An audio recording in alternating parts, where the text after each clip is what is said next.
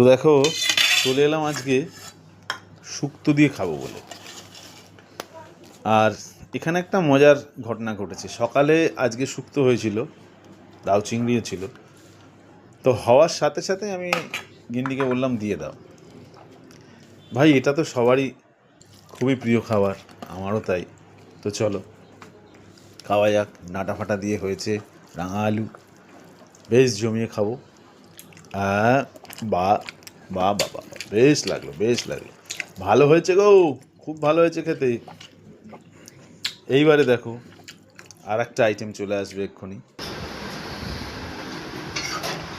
এই দেখো চলে এসছে লাউ চিংড়ি। ওটা খেলাম টিফিনে, রেট দেখো আমার তো নয় জন্য জ্বালা। আবার দুপুরবেলা এটা দিয়ে খাবো।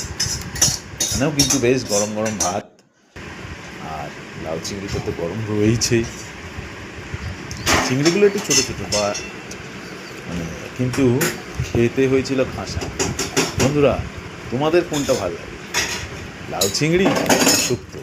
কমেন্টস করে প্লিজ জানাও। ওকে, টাটা।